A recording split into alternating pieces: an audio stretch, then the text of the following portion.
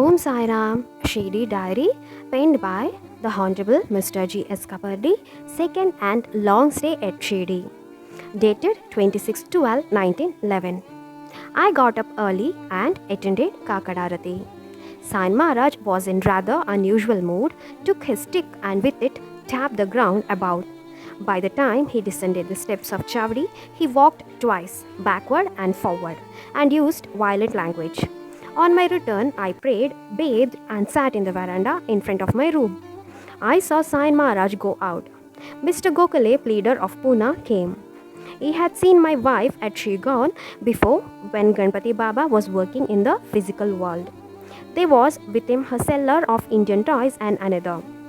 They saw me after the midday arati and after I had taken my meal. I lay down for a while in the third quarter of the day and then sat talking with Mahajani, Dr. Hate and others.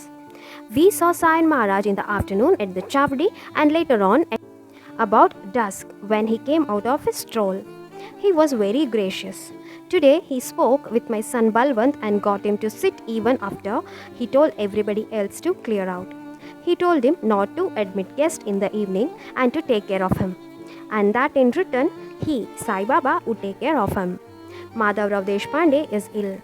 He has enough cold and is lying down a good deal, if not actually confined to bed.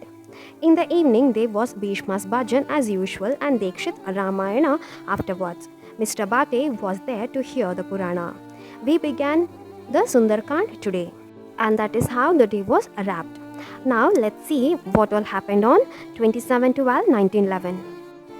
I did not sleep well last night but got up early in the morning, prayed, bathed, dressed earlier than usual. After the midday arati, I had my breakfast about 3 p.m. and then lay down and had a good sleep. In the afternoon, many people attempt to go to see Sain Maharaj, but he was not inclined to speak and dismissed them soon. So I did not go and sat reading. We all saw him at dusk when he came out of a stroll and again at Sage Arati. Bhishma's Bhajan was very much prolonged today by many people singing at it. A young Mohammedan surprised me by his song. Then there was Ramayan by Dikshit, and the day was wrapped. Dated 28/12/1911. In the morning, after I prayed, Dr. Hate and Mr. R. Moregaonkar got permission to return. So they went away, and immediately after came Nana Sahib Chandorkar, C.V. Vaidya, and Mr. Natekar Hamsa. I sat long speaking with the last and then went and saw the former two who are staying in the tent close by. Hamsa has travelled long in the Himalayas, is an initiate and accepted disciple. His conversation is therefore very edifying. C.V. Vaidya has some trouble in one of his eyes. It is very red. Mr. Chandorkar is very jolly as usual. We attended the midday arati. Triambak Rao, known as Maruti, is very angry. He did not attend the worship today and was very sulky. Madhavrao Deshpande is better today. He was on his legs nearly the whole day. Dikshit is very assiduous in attending all the guests who are very numerous.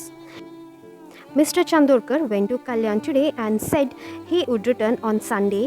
I sat talking with Hamsa in the afternoon nearly up to the time of going to see Sain Maharaj as he goes out for his stroll. He did not permit anybody to sit there today but dismissed everyone with Udi. Hamsa went to Radha Krishna Bai and spent the evening there. She sings well and does bhajan very excellent. We had Bhishma's Bhajan in which many joined, and then there was Dikshit's Ramayana. Dada Gole has come here from Morsi. One of my clients, Ram Rao, is also here. He wishes me to write an appeal. There is no time for it. And the day was wrapped this way. Now let's see what all happened on 29/12/1911. I was a little late in getting up and then sat talking with Mr. Natekar, whom we call Hamsa, and also Swami. I could not finish my prayer, etc. in time to go and see Sain Maharaj as he went out. I saw him when he returned to Masjid. Hamsa was with me. Sai Maharaj was in very good mood and began a story which was very instructive, but unfortunately Triambak Rao, whom we call Maruti, interrupted most foolishly, and Sai Maharaj changed the subject. He said that there was a young man very hungry and wanting in almost every respect. The young man, after wandering about, went to Sai Sahib's father's house and was received very kindly and given everything he required. The boy spent some time there, felt fat, collected a few things, stole ornaments, and making the whole into a bundle, wished to return to where he had come from. He was really born and belonged to Sai Sahib's father's house, but he did not knew it. The boy put the bundle into the corner of a street but was seen before he could actually start. So he had to delay. In the meantime, thieves took away the ornaments from his bundle. He missed them when he was on the point of the starting. So he kept at the house and collected more ornaments and actually started. But people on the way arrested him, and at this point the story got diverted and ended. On my return from the midday arati, I requested Hamsa to take his food with me, and he kindly accepted my invitation. He is a very nice, simple man. After meals, he took us about his travels in Himalayas, how he visited Manasarovar, how he heard an Upanishad being sung there, how he followed footprints, how he reached a cave, saw her Mahatma, how the latter spoke of the conviction of Mr. Tilak that day at Bombay, how the Mahatma introduced him to his brother, elder fellow student, how he finally met his guru and became Kritarth. Later on, we went to Sai Baba and saw him at the masjid. He sent me a word this afternoon that I have to stay here another 2 months. He confirmed the message in the afternoon and then said that his Udi had great spiritual property. He told my wife that the governor came with the lands, that Sai Maharaj had a tussle with him and drove him out, and that he finally conciliated the governor. The language is highly figurative and therefore difficult to interpret. In the evening, we attended Sage Arati and then had the bhajan of Bhishma and Ramayan of Dikshit, and this is how the day was wrapped. Now let's see incidents happened on 30th 12 1911. In the morning after prayer, I wrote 2 letters, one to my son Baba and the other to Bahu Durani, telling them that I am not liking to return for another 2 months. Mr. Natekar went to Radha Krishna lady. She, it would appear, was away. He sat there and felt so calm and nice that he spent the whole day there. I read Ramayana in the morning and heard Bhagavat in the afternoon and went to Sai Maharaj a little before dusk. He treated me very kindly, called me by name and told a small tale calculated to impress the virtue of patience. He said he went to Aurangabad in one of his wanderings and saw a fakir sitting in a masjid near which there was a very tall tamarind tree. The fakir would not let him enter the masjid first, but ultimately consented to his putting up in it. The fakir depended entirely on a piece of cake that an old woman used to supply him at midday. Sai Maharaj volunteered to beg for him and kept him supplied ample with food for 12 years and then thought of leaving the place. The old fakir shed tears at parting and had to be consoled with soft words. Sai Maharaj visited him 4 years later and found him there doing well.